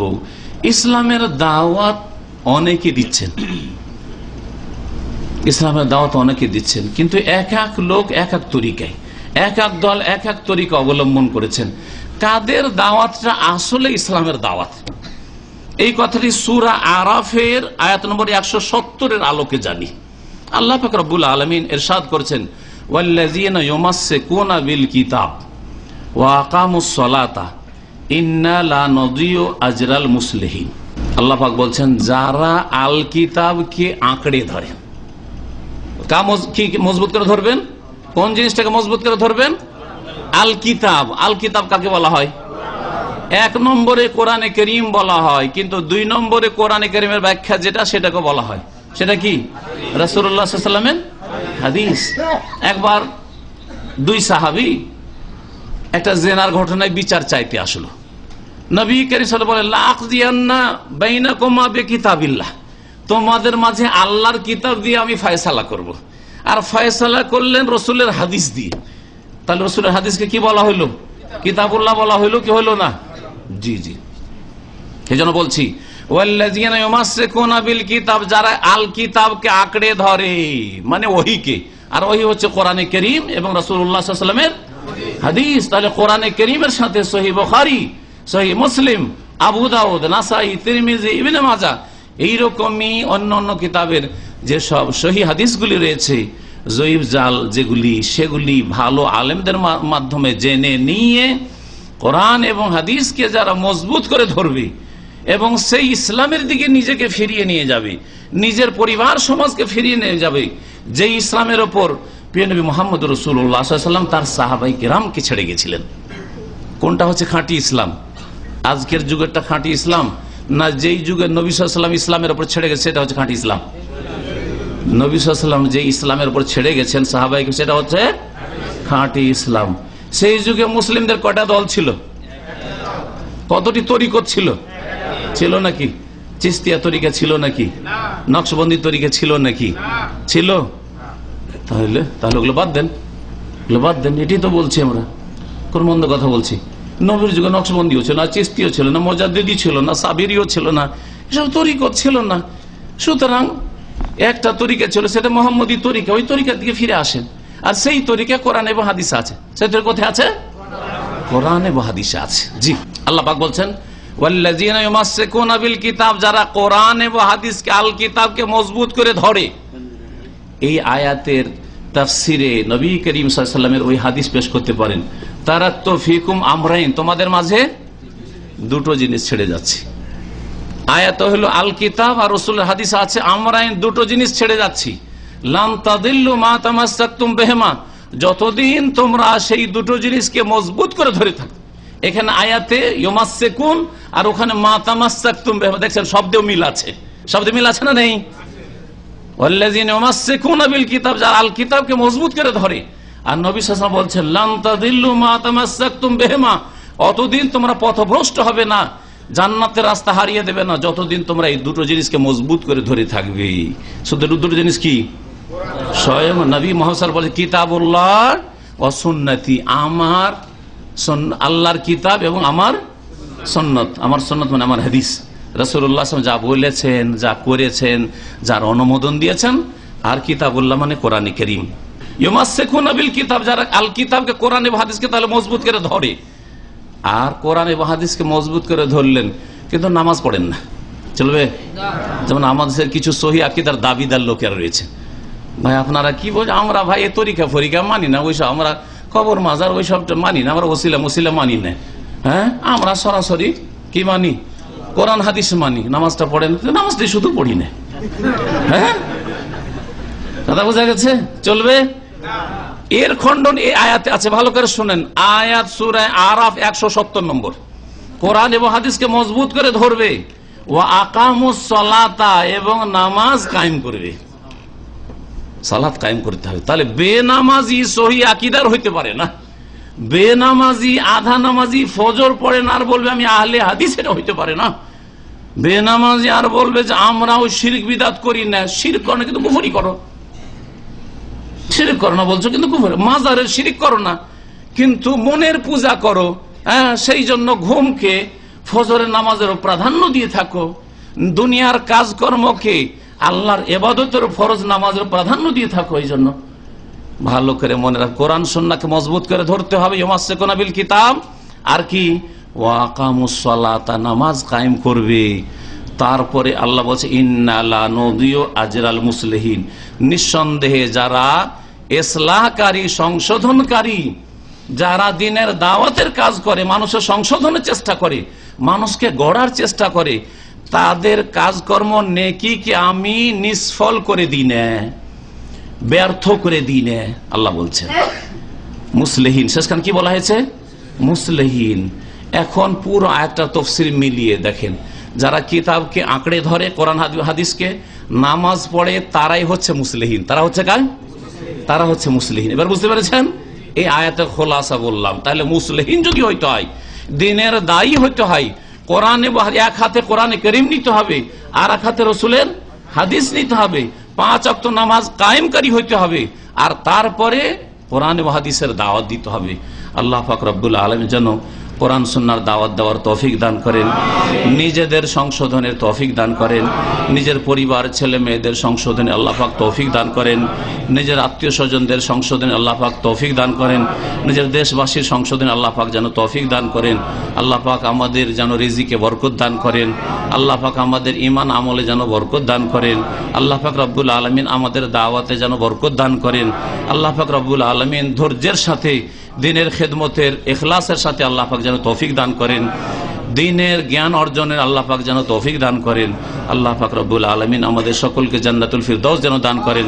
সুবহান রাব্বিকা রব্বিল ইজ্জাতি আম্মা ইয়াসিফুন ওয়া সালামুন আলাল মুরসালিন ওয়াল হামদুলিল্লাহি রাব্বিল আলামিন। তারাবি সম্পর্কে প্রশ্ন করেছেন দুটি প্রশ্ন। একটি হচ্ছে যে তারাবির সালাত কত রাকাত, এর উত্তর হচ্ছে যে তারাবির সালাত বা তারাবির নামাজ নবী করিম সাল্লাল্লাহু আলাইহি ওয়াসাল্লাম তার সাহাবাই কেরামদের সাথে মাত্র 3 দিন জামাত করে পড়েছেন, আর বাকি সাহাবাই কেরামরা একা একা পড়েছেন, তিনিও একা একা পড়েছেন। বিশেষ কারণে 3 দিন পড়ার পরে আর জামাত করেননি নবী করিম সাল্লাল্লাহু আলাইহি ওয়াসাল্লাম। এই 3 দিনে যা পড়েছেন এবং এমনিও যে বাড়িতে তিনি নিজে পড়েছেন তা 11 রাকাতের বেশি ছিল না। দলিল সহিহ বুখারীর হাদিস। মা আয়েশা রাদিয়াল্লাহু তাআলা আনহা তার স্ত্রী বাড়ির খবর সবচেয়ে বেশি জানেন। তিনি বলছেন, মা কানা ইয়াজিদু ফি রমাদান ওয়ালা ফি গায়রিহি আলা 11 রাকাত। নবী করিম সাল্লাল্লাহু আলাইহি ওয়াসাল্লাম রমজানে হোক অথবা অন্য কোনো মাসে হোক 11 রাকাতের বেশি কখনো তিনি পড়েননি। কিন্তু 11 রাকাতের কোয়ালিটি অনেক সুন্দর ছিল, আজকালকার 11-র মতো নয়, আর আজকালকার 20-এরও মতো নয়। 11 রাকাত নামাজ এত লম্বা পড়তেন যে মা আয়েশা বলছেন, ইউসাল্লি আরবান ফালা তাসাল আন হুসনিহিন্না ওয়া তুলিহিন্না। প্রথম 4 রাকাত পড়তেন, এত লম্বা পড়তেন যে তুমি জিজ্ঞাসাই করিও না যে কত লম্বা হইতো আর কত সুন্দর হইতো। ফালা তাসাল আন হুসনিহিন্না ওয়া তুলিহিন্না, কত যে সুন্দর আর কত যে দীর্ঘ লম্বা তুমি প্রশ্নই করিও না। আমরা বলি না এই ভঙ্গিমাতে, আরে এই ব্যাপারে জিজ্ঞাসাই করিও না যে কত যে সুন্দর হয়, এইরকম। তারপর সুম্মা ইউসাল্লি আরবান ফালা তাসাল আন হুসনিহিন্না ওয়া তুলিহিন্না, তারপর আর 4 পড়তেন এত সুন্দর যে তুমি জিজ্ঞাসাই করিও না। তারপরে 3 রাকাত পড়তেন, ভেতর 2 রাকাত পড়ে সালাম ফিরে 1 রাকাত, অথবা 3 রাকাত একসাথে, মাঝখানে মাগরিবের মতো করে নয়। নবী করিম সাল্লাল্লাহু আলাইহি ওয়াসাল্লাম এই 8-3-11 রাকাত পড়তেন। আমলগত যদি সুন্নাত দেখেন তো নবী সাল্লাল্লাহু আলাইহি ওয়াসাল্লাম 11 রাকাত পড়তেন। সংখ্যার দিক থেকে যদি সুন্নাত হয়, আমলগত সংখ্যাগত সুন্নাত যদি হয় তো নবীর নামাজ কত ছিল? 11 রাকাত ছিল। ওমর রাদিয়াল্লাহু তাআলা আনহু থেকে সহিহ সনদে যেটি প্রমাণিত মুয়াত্তা মালিকে, সেটাও তামিম দারিকে উবাই ইবনে কাবকে 11 পড়ার বারই নির্দেশ দিয়েছিলেন। এটা হচ্ছে সহিহ সনদে। এই হচ্ছে নবী করিম সাল্লাল্লাহু আলাইহি ওয়াসাল্লামের আমল। কোয়ালিটির দিক থেকে যদি ধরা হয় তো অনেক সুন্দর নামাজ ছিল, রাতের অধিকাংশ সময় লাগিয়ে দিতেন তাতে। নবী করিম সাল্লাল্লাহু আলাইহি ওয়াসাল্লাম তারাবি পড়াই। রমজান মাসের তারাবি আর অন্য মাসের তাহাজ্জুদ একই নামাজ, 2 নামাজ না। এখানে আরেকটি মাসলা জানেন, আমাদের দেশের লোকেরা বলে যে তাহাজ্জুদ আলাদা তারাবি আলাদা, এরও কোনো দলিল নেই, ভুল কথা এটি। কারণ মা আয়েশা কি বলছেন, রমজানে হোক অথবা অন্য কোন মাসে হোক, 11 মাসে হোক, নবী সাল্লাল্লাহু আলাইহি ওয়াসাল্লাম মা কানা ইয়াজিদু 11 রাকাতের বেশি পড়তেন না। তাহলে ওই 11 রাকাত তারাবি, রমজানে ওর নাম তারাবি, আর রমজান ছাড়া অন্য মাসে ওরই নাম হচ্ছে তাহাজ্জুদ, ওরই নাম কিয়ামুল লাইল, ওরই নাম কিয়ামে রমজান, ওর নামই হচ্ছে সালাতুল লাইল। মেলাগুলি নাম, কাজ একটি, নামাজ একটি। এই ছিল নবী সাল্লাল্লাহু আলাইহি ওয়াসাল্লামের কোয়ালিটির নামাজ। আর সংখ্যার দিক থেকে নামাজ, কোয়ালিটি শুনলেন আর সংখ্যাও শুনলেন, ঠিক না? এখন পরবর্তীকালে সাহাবাই কেরামদের শেষ জামানায় এবং তাবেঈনদের যুগে ধীরে ধীরে সংখ্যা বাড়া শুরু হয় আর কোয়ালিটি ডাউন হওয়া শুরু হয়। মানে নামাজ সংক্ষেপ করা হয়, নামাজে যখন সময় সংক্ষেপ করে দেওয়া হইল তখন সংখ্যা বাড়িয়ে দেওয়া হইল। ইমাম মালিক রহমতুল্লাহ আলাইহির জামানায় মদিনায় 41 রাকাত পড়া হইত। 41 রাকাত, 40 পড়ে 1 রাকাত বেতর পড়ানো হইত। এবং আমল তাবেঈনদের জামানা পর্যন্ত 10 রকমের আমল শুরু হয়। সর্বনিম্ন হচ্ছে 11 বেতর সহ, আর সর্বোর্ধে 41। বোঝা গেছে? তার মধ্যে একটা আমল হচ্ছে 20 আর 1 21, অথবা 20 আর 3 23। এইভাবে কেউ 27 পড়তো, কেউ 35 পড়তো, কেউ 37 পড়তো, কেউ 33 পড়তো। এইরকম করে যারা সংক্ষেপ করত তারা তখন সংখ্যায় বাড়িয়ে দিত। তাহলে এগুলি নবী করিম সাল্লাল্লাহু আলাইহি ওয়াসাল্লামের কোনটি আমলগত সুন্নাত নয়। বুঝতে পেরেছেন? এখন কেউ যদি নবীর এই আমলগত সুন্নতটাকে 11 কি সুন্নত মনে করে আর নফলের নিয়তে অতিরিক্ত পড়ে তো জায়েজ রয়েছে, জায়েজ রয়েছে। সঠিক মতে কি রয়েছে? জায়েজ রয়েছে। এই নিয়ে বাড়াবাড়ি করার দরকার নেই যে 11 বেশি পড়তে দেব না, এটাও ভুল।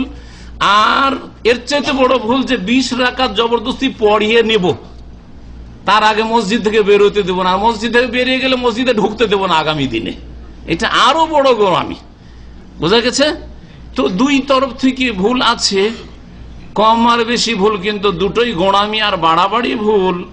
যদি লম্বা করে পড়েন তাহলে সবচেয়ে ভালো নবী করিম সাল্লাল্লাহু আলাইহি ওয়াসাল্লামের আমল করে, এটি হচ্ছে নবীর সুন্নাত। আর রমজান মাসে যারা এই নিয়ে বাড়াবাড়ি ঝগড়া করে সারা বছর ফরজ নামাজ পড়ে না, এদের মেজরিটি সারা বছর। আমি দেখেছি আমাদের ভাইদেরকে বলি তখন রমজানে ছুটি যেও না, কারণ সব ঝগড়া হচ্ছে নামাজ নিয়ে। কখন? রমজান মাসে। যারা তোমাকে মসজিদ থেকে বের করবে তাদের রমজানের পরে মসজিদ আর খুঁজে পাবে না। হ্যাঁ, কারো বাড়িতে নাকি ঢুকে গেছিল, মসজিদে ঢুকে গেছিল গরু, তখন গরুটা খুব পিটিয়েছে লোকেরা, হ্যাঁ মসজিদে গরু ঢুকেছে। তখন গরুওয়ালা বলছে যে, গরুওয়ালা বেনামাজি, ও বলছে যে তুমি আবোলা জানোয়ারটাকে মারলে কেন? এ কি কিছু বুঝে? এ যদি আমার মতো বুঝতো তো মসজিদে আসতো, আমাকে জীবনে মসজিদে দেখেছো? তো এইরকম হল আমাদের দেশে তারাবি নিয়ে ঝগড়াকারীদের অবস্থা। হয় গোড়া মোল্লা আর না হলে বেনামাজি, মেজরিটি বেনামাজি, সারা বছরের বেনামাজি, রমজানে ওই তারাবি নিয়ে বাড়াবাড়ি করে।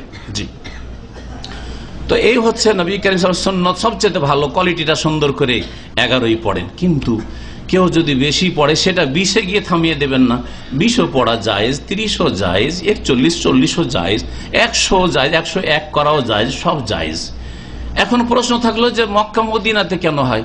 আচ্ছা, সৌদি আরবে শুধু 2টাই মসজিদ আছে না হাজার হাজার মসজিদ আছে? হাজার হাজার, হ্যাঁ, লাখের কাছে পৌঁছে যাবে কি তারও বেশি হবে, এত মসজিদ আছে সৌদি আরবে, এত মসজিদ আছে। তাহলে মেজরিটি মসজিদে কি নামাজ হয়? 20 রাকাত।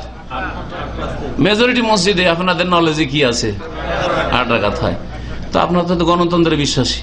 আমাদের দেশে বড় বড় বিচক্ষণগুলি বলে আমরা গণতন্ত্রের বিশ্বাসী। ধর্ম সম্পর্কিত বলা হয়, বলবে যে না না ওইসব জানি না আমরা, ধর্ম করা মৌলবাদীদের কাজ, কিন্তু সব গণতন্ত্রের বিশ্বাস। গণতন্ত্রে যদি বিশ্বাসী হন তাহলে মেজরিটি বলবে যে ভাই অধিকাংশ সবগুলি মসজিদে 8 রাকাত হচ্ছে, তাহলে আবার বাড়াবাড়ি কেন? এখন মক্কা মদিনার এই 2 বড় মসজিদে 20 কেন হয়? প্রায় হাজার হাজার বছর ধরে এই 20 চলে আসছে। ধরেন যদি হঠাৎ করে সুন্নতের দিকে ফিরে এসে নবীর ওই আমলি সুন্নতটাকে নিয়ে আসা হয় যে এখন আবার 11তে নিয়ে আসবো, কলহ শুরু হবে না? হবে না? এখানে সারা বিশ্বের লোকেরা নামাজ পড়ে, হানাফি, শাফি, মালিকি, হাম্বলি সবাই পাশাপাশি নামাজ পড়ে।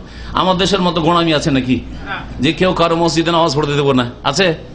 কেউ যদি 8 রাকাত পড়ে বেরিয়ে যায় তো কোনোদিন দেখেছেন যে কেউ জিজ্ঞেস এই কেন বের হয়েছ? আর কেউ যদি বেশি পড়ে তো কেন বেশি পড়ছে এরকম কোনোদিন দেখেছেন? কোন ঝগড়া দেখেছেন আরব দেশে? কেউ পায়ে পা মিলিয়ে দেশের জন্য ঝগড়া শুরু করে দিল? হ্যাঁ, কিন্তু আমাদের দেশে ঝগড়া শুরু হয় কি হয় না? হ্যাঁ, তাহলে আমাদের দেশে গোড়ামিটা বেশি আছে, এখানে গোড়ামি নেই। সারা বিশ্বের আন্তর্জাতিক মসজিদ, আর সবারই মন জয় করা দরকার, আর নাজায়েজ কাজ দিয়ে মন জয় করা নয়, জায়েজ কাজ দিয়ে। 11 সুন্নত আর বাকি 20 জায়েজ, 30 জায়েজ, 1000 বছর ধরে 20 চলে আসছে, এককালে শুরু হয়ে গেছে তো হচ্ছে হচ্ছে হচ্ছে এইভাবে হচ্ছে। আসলে এটা নবীর সুন্নত মনে করা হয় না। আর না হলে যদি আপনি মক্কায় গিয়ে দেখেন, মদিনায় গিয়ে দেখেন, প্রথম দিকে তো 20 করে হয়, আর শেষ 10 দিনে নামাজ পড়েছেন? শেষ 10 দিনে কত রাকাত হয়? 30, আর 3 দিয়ে 33, তাই না? প্রথম দিকে প্রথম কত হয়ে যায়? প্রথম 20 হয়ে যায় না? হয় না, তারা শুধু জোড়া জোড়া হয়ে যায়, বেতরটা হয় না, 20 হয়ে যায়। আর তারপরে শেষ রাতে আবার 13 হয়, তাহলে কত হইল? 33। তাহলে কোথায় 20 থাকলো? শেষ 10 দিনে 20 থাকে না। বোঝা গেল যে সৌদি আরবের ওলামায়ে কেরাম, আইম্মায়ে কেরাম মনে করে যে নবীর সুন্নতে 11, তবে বেশি জায়েজ আছে। আর আমাদের দেশের লোকেরা যারা 20 পড়ে তারা মনে করে 20-এর কম চলবে না, কেউ যদি 20 না পড়ে তো ধরো ওকে। নামাজ না পড়তে আসলে অসুবিধা নেই, কিন্তু পড়তে আসলে কি করতে হবে? 20 পড়িয়ে নেবো, না হলে মসজিদে বেরোতে দেবো না, আর মসজিদে বেরিয়ে গেলে আগামীকালকে ঢুকতে দেবো না। বুঝা গেছে? গোড়ামি। খতমে তারাবিও সুন্নাত নাই, আর সূরা তারাবিও সুন্নাত নাই, কোনটাই সুন্নাত নাই। ফাকরাউ মা তায়াসসার মিনাল কোরআন, আল্লাহ বলছেন যা সহজ হয়। যদি কোন মসজিদে ভালো হাফেজ পেয়ে যান আর গোটা খতম করে তো ভালো কথা, আর যদি খতম না করে সেটাও সুন্নাত। একবারে কোরআন শুরু থেকে শেষ পর্যন্ত খতম করে নবী সাল্লাল্লাহু আলাইহি ওয়াসাল্লাম, সাহাবীরা তারাই পড়েছেন, এরও কোনো প্রমাণ পাওয়া যায় না। তবে সাহাবায়ে কেরাম, তাবেঈনদের যুগে যারা ভালো হাফেজ ছিল, যেমন উবাই বিন কাব, তামিম দারি, এরা ভালো হাফেজ, ভালো কারি ছিল, তাদের ইমামতিতে তারাই পড়ানো হইতো। সুতরাং যদি কোনো জায়গায় খতম করানো হয় সেটাও ভালো, কিন্তু দেশি খতম না, যেই খতমে নিজেও বুঝে না যে কি পড়লাম, আর যারা মুক্তাদি তারা শুনে বুঝতে পারে না যে কোন আয়াত পড়া হয়েছে, বুঝতে পারে? এত এক্সপ্রেস পড়া হয়, এই পড়া আল্লাহ কবুল করবেন না। ওয়ারাত্তিলিল কুরআনা তারতিলা, ঠান্ডা মেজাজে ধীরে ধীরে স্থিরতার সাথে তেলাওয়াত করতে হবে। জি, হক আদায় করে। ধন্যবাদ সম্মানিত শাইখকে। একবার প্রশ্ন করেছেন, কোন ব্যক্তি যদি মারা যাওয়ার আগে অথবা পরে মেজবানি করে সেটা কি জায়েজ আছে কিনা? মানে খাওয়ানো, মৃতের নামে খাবার, মৃতের নামে খাবার এটা জাহিলিয়াতের কাজ। ভারতে হিন্দুরা করে, ভারতে হিন্দুরা করে। ভারতে হিন্দুদের পাশাপাশি যারা বাস করে তারা ভালো করে জানে যে ভারতে হিন্দুরা লাশ পোড়াতে যায়, তার আগে ধুমধাম করে খাই দেয়, তারপরে যায়।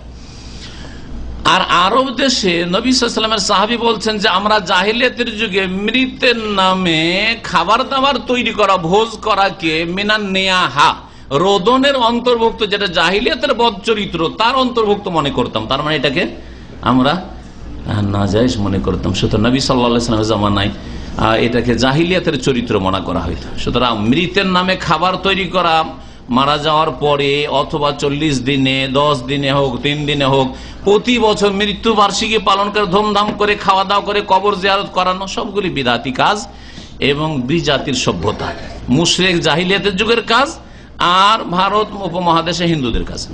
মুসলিমরা করবে না।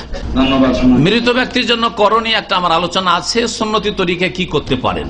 এর জন্য অনেক রাস্তা আছে, মসজিদ, মাদ্রাসা, দ্বীনের খেদমত, ইসলামিক সেন্টার খোলেন দেশে, আর ইসলামিক লাইব্রেরি করে দেন, আর আলহামদুলিল্লাহ লোকের মাধ্যমে হেদায়েত হবে, পড়বে, হেদায়েত হবে। মেলা রাস্তা, গরিব মিসকিনদের বাড়ি ঘর তৈরি করে দেন। জি, এক ভাই প্রশ্ন করেছেন, আমার টাকা অন্যের হাতে থাকলে এই টাকার যাকাত দিতে হবে কি? আপনার টাকা অন্যের হাতে থাকলে দুটি অবস্থা হইতে পারে।